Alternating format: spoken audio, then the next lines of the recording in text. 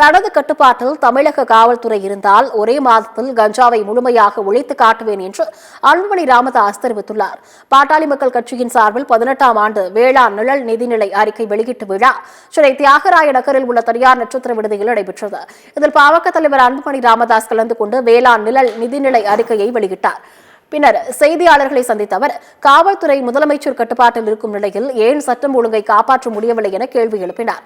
சட்டம் ஒழுங்கை பாதுகாப்பதை விட்டுவிட்டு அரசியல் கட்சித் தலைவர்களை துன்புறுத்துவது, பொய் வழக்கு போடுவது போன்ற செயல்களில் காவல்துறை ஈடுபட்டு வருவதாக குறிப்பிட்டுள்ளார்.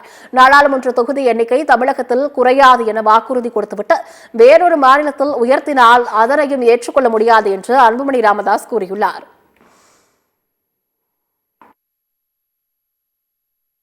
கஞ்சா ஒழிக்கிறதுக்கு எங்ககிட்ட ஒரு மாதம் கொடுங்க, காவல்துறை எங்ககிட்ட என் பொறுப்பில் கொடுங்களேன். ஒரு மாதம்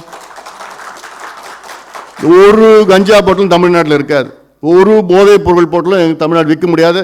என்னால் செய்ய முடியும், அந்த அதிகாரி என்கிட்ட இருந்ததுன்னா.